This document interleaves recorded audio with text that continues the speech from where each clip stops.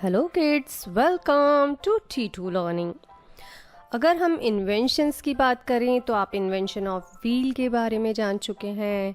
इसके अलावा discovery of gravity के बारे में भी हमने बात की और आज के इस वीडियो में हम बात करेंगे इन्वेंशन ऑफ फायर यानी कि आग के बारे में। तो आग के बारे में, फायर के बारे में हम बात करें उससे पहले मैं आपसे कुछ क्वेश्चन पूछना चाहूँगी। तो किड्स, क्या आपने कभी सोचा है कि फायर यानी कि आग ह्यूमन लाइफ के एग्जिस्टेंस में कैसे आई? जब आग नहीं हुआ करती थी तो उस टाइम के लोग कैसे रहा करते थे? क्या तब भी उनकी लाइफ इतनी ही इजी थी जितनी कि फायर के इन्वेंशन के बाद? ये क्वेश्चन आपके दिमाग में ज़रूर आया होगा या हो सकता है आपके पेरेंट्स ने आपसे इसके बारे में पूछा हो। तो बच्चों, आज हम जानेंगे इन्हीं सभी क्वेश्चंस के answers. So are you ready? Great. तो आग आने से पहले लाइफ कैसी हुआ करती थी, यानी कि life before invention of fire, how was that? वो कैसी हुआ करती थी? किड्स, फायर का इन्वेंशन अर्ली ह्यूमन एज में हुआ, यानी कि जब अर्ली ह्यूमन जंगलों में या फिर केव्स में रहते थे, यानी कि गुफाओं में रहते थे। तब तक अर्ली ह्यूमन को आग के बारे में पता ही नहीं था। तब तक वे अपने खाने को बिना पकाए कच्चा ही खाते थे, जिससे उन्हें काफ़ी परेशानी आती थी। आप खुद ही सोच सकते हैं, अगर हमें अपने फूड को कच्चा खाना पड़े तो हम उसको प्रॉपरली नहीं खा पाएंगे। इसके अलावा अर्ली ह्यूमन शाम होते ही अपनी झोपड़ियों में या केव्स में चले जाते थे, क्योंकि शाम होते ही अंधेरा हो जाता था और लाइट या रोशनी ना होने की वजह से एनिमल्स दिखाई नहीं देते थे। तो शाम होते ही एनिमल्स के डर की वजह से ये लोग अपनी गुफाओं के बाहर नहीं निकलते थे। बट फिर क्या हुआ? ऐसा क्या चेंज आया?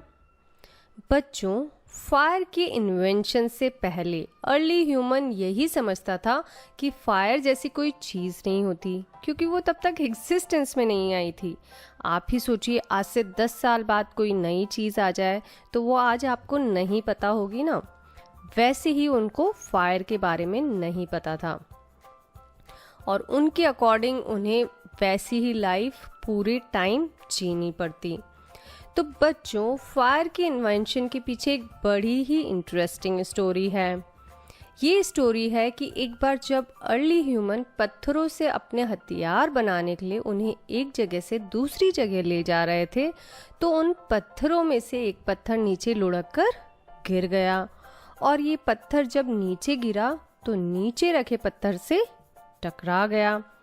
तो अर्ली ह्यूमन ने देखा कि जब ये पत्थर टकराया तो कुछ चिंगारियाँ निकली। ये देखकर पहले तो वो लोग डर गए, क्योंकि इन चिंगारियों से वहाँ रखी आसपास की घास फूस जल गई। लेकिन फिर उन्होंने धीरे धीरे समझा और इसे फायर यानी कि आग का नाम दिया और फिर धीरे धीरे इसे ये अपने कामों में यूज़ में लेने लगे। यानी कि जब वो चिंगारियाँ निकली और बार बार उन्होंने इस प्रोसेस को देखा तो उन्होंने इसमें से अपने फ़ायदे की चीज़ ढूंढी, यानी कि आग के क्या बेनिफिट्स हो सकते हैं उसे उन्होंने जाना। तो life after invention of fire कैसी हो गई, यानी कि जब आग इजाद हो गई तो उसके बाद ह्यूमंस की लाइफ में क्या चेंज आया? तो जब अर्ली ह्यूमंस ने फायर का इन्वेंशन कर लिया था, यानी कि उन्होंने जब आग को खोज लिया था, तो उनकी लाइफ पहले से काफ़ी इजी बन गई। अब वे अपने खाने को पकाकर खाने लगे। इसके साथ ही वे अपनी गुफाओं के आसपास आग जला लिया करते थे, जिससे कि जानवर उन पर अटैक ना कर सके। ये चीज़ तो आपने मोगली की स्टोरी में भी देखी होगी कि जानवरों को दूर रखने के लिए इंसान मशालों का यानी कि आग का इस्तेमाल करते थे। और अब ये जो ह्यूमंस थे वो रात को भी आग की रोशनी की वजह से शिकार पर निकल जाते थे और साथ ही सर्दियों व तूफ़ानी रातों में भी वो आग जलाकर उसकी गर्मी से खुद को प्रोटेक्ट कर लेते थे। और और इस तरह धीरे धीरे फायर यानी कि आग हम सबकी लाइफ की एग्जिस्टेंस में आई। और अब तो आप जानते ही हैं कि ये हमारे लिए कितनी ज़रूरी है। फायर कुकिंग के लिए, हीट एंड लाइट के लिए, वेपन्स बनाने के लिए और साथ ही बहुत सारे डिफरेंट कामों को काम करने के लिए आग का उपयोग किया जाता है, यानी कि फायर का यूज़ होता है। तो देखा ना आपने कि फायर ने हमारी लाइफ को कितना इजी बना दिया। अब जब आप जान चुके हैं फायर के बारे में, तो आपको ये भी जानना ज़रूरी है कि फायर जिस तरीके से हमारे लिए बहुत उपयोगी है, उसी तरह से अगर आग का गलत इस्तेमाल किया जाता है तो वो चीज़ों को डिस्ट्रॉय भी कर देता है।